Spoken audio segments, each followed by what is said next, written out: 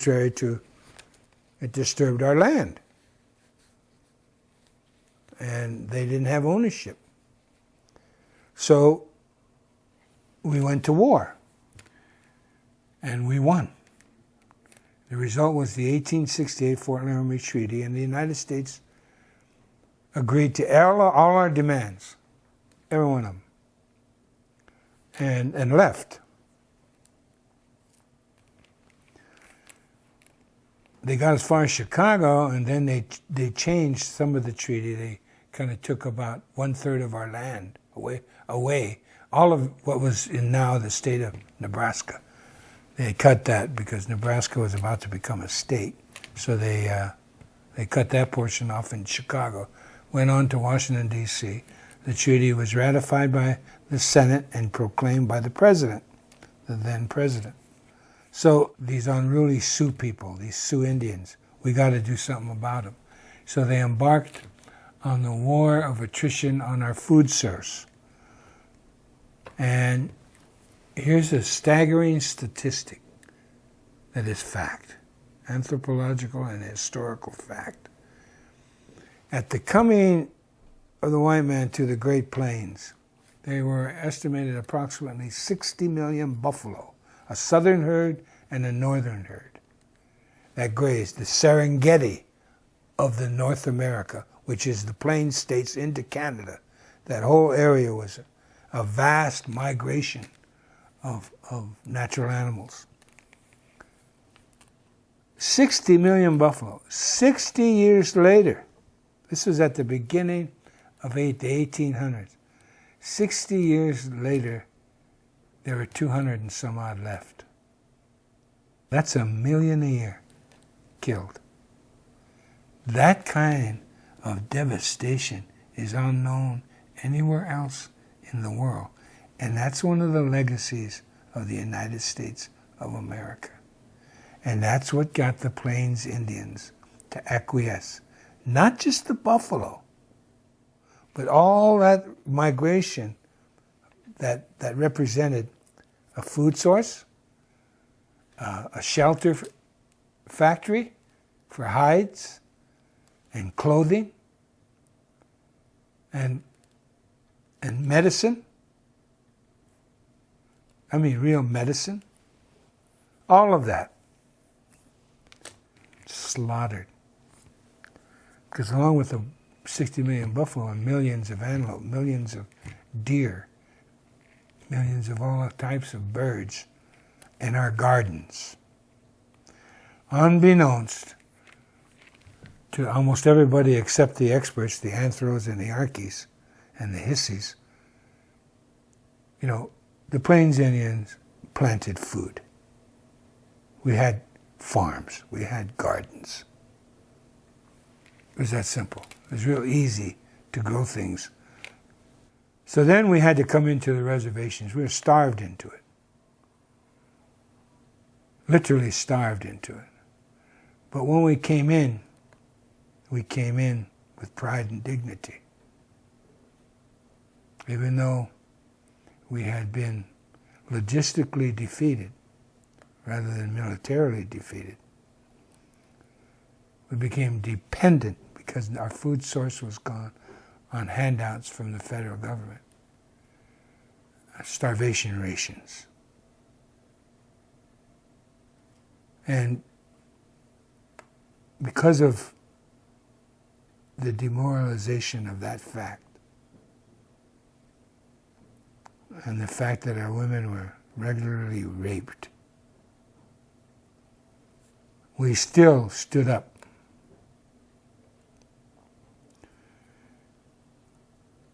But then the last of the leaders started to come in because they really had no place to go or nothing to eat. Sitting Bull came in with most of his people. Some of his people refused to come in. They still live in where they stopped, Fort Totten Reservation, and up in Canada at Sioux Valley and on into northern Alberta. But we came in, and so they herded us up, And the 7th Cavalry, which had been defeated in 1876, at Custer's sensitivity training session, the United States and its military forces hold immense grudges. You said what happened at Fallujah. They started assassinating the leadership, first Sitting Bull and Crazy Horse, the last to come in to the reservations and give up their arms. Well, there was a Indian leader who was euphemistically called Bigfoot in English. He had his people. Well, the leaders were being, to his mind, systematically assassinated. He headed south with his band of people to come to Pine Ridge and come under the protection of Red Cloud, another leader who defeated the United States Army in 1868. And he got the Fort Laramie Treaty. He was stopped. They had no weapons, because on the reservation, they took away your weapons. It's just like going to prison. They take away your weapons. So we didn't have bows and arrows, I don't think. We had knives. But at any rate, they were stopped right up here on top of the hill from my ranch. And there's a sign up there, on the way to Wounded Knee. They were stopped up there, they were searched and all of that kind of stuff, disarmed of everything, and then forced to come down. This is the 7th Cavalry, who still were mad about what happened to them before, even though they deserved it, more so, in fact. Their story, and the Army has to claim this, otherwise they're liable. We're the people who defeated militarily the United States of America, who had built up a string of forts through 3 states.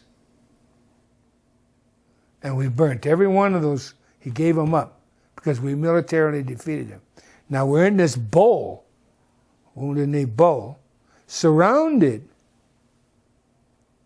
by the armed might of the United States of America, and we're going to pull out one gun with our women and children and fire a shot. That's what they claim. And people believe it because we're Indians and we don't have a brain. Unlike Americans who have brains but don't use them. They slaughter us, men, women, and children. And then the blizzard hits and they bury. After the blizzard goes by, all the bodies are frozen. And that infamous picture of Chief Bigfoot frozen in a horrible way, his body. Then they stack us up. This is before the Nazis and the concentration camps. They stack them up, all our bodies along by this mass grave, and they all take pictures. And then shoved him into the mass grave. 1969, we were demonstrating at Mount Rushmore. We went into the tourist shop at Mount Rushmore, and on this whole thing of postcards, where they colored in these black and white pictures of the massacre at Wounded Knee, all the dead bodies, and the pictures of the mass grave and everything. It was, like the Jews. And they colored it in Technicolor. And they were selling these postcards. Oh, we're on vacation. Wish you were here. Love, That's what you put on these grotesque pictures of Indian people.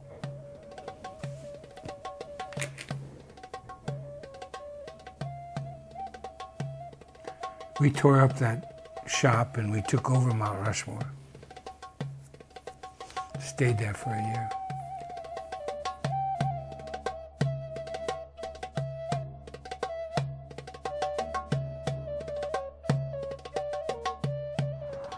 Well, unbeknownst to the rest of the world, The death squads were originated and birthed right here on the Pine Ridge Indian Reservation.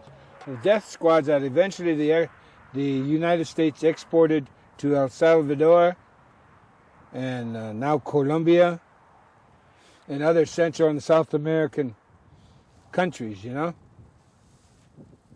Those death squads that they used.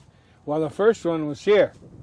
And what they did was arm and supply and train a goon squad. A goon squad of Oglalas who were under the personal guidance and protection of the president of the Oglala Sioux tribe, the reservation. He was the lackey the U.S. government used. And after we took over the Bureau of Indian Affairs in Washington, D.C., and then left there without anyone getting arrested, we took it over for 7 days during election week in November of '72. And then we came back here, and they thought AIM was going to attack the Bureau of Indian Affairs here. So they brought in a squad of 80 marshals in their paramilitary squad, and they put them up on the roof of the Bureau of Indian Affairs building and guarded it, while we decided, under our traditional chief's direction, to come here instead of attacking that. And we did. We came here that night of the 27th of February 1973. There was a trading post right over there with a house beside it. And there were other houses over here where they all lived. These are the traders, the white people. And we took that over, and then we took over the church that was in front of the graveyard, and we held this ground, all the bowl. You see, it's like a bowl here. And the feds put all their guns up on these hills above us, all around. And for almost every day for 72 days, they poured in fire. And they even used .50 calibers on us, which is illegal according to the Geneva Convention. But what the hell, we're Indians. So we actually didn't believe we were going to come out of this alive. They agreed to our demands, and within 35 minutes after we stood down our arms, they started violating every one of those terms they agreed to. So we learned the hard way, just like our ancestors, you know? You can't believe a white man. They lie, especially if they work for the government. Over 260 court cases, and we won every one of them. Once we were inside Wounded Knee, we reformed the independent Oglala Nation. We reinstituted our philosophy of life. And it ruled by unanimous consent, and we kept everything here. We had to. We were surrounded. But it's just an example of local control. If you have local control of the economics, if you have local control of the foodstuffs, if you have local control of your travel and transportation, you have freedom. And your freedom to act as neighbors. You know, you don't need government because you have each other.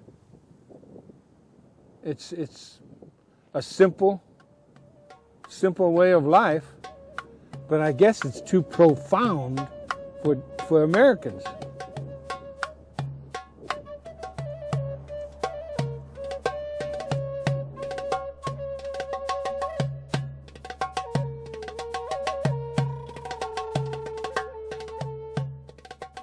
So I'm reminded of where I stand constantly, even in Hollywood. You know, when you're a writer and you're going to write something, all responsible writers research it. You write a script,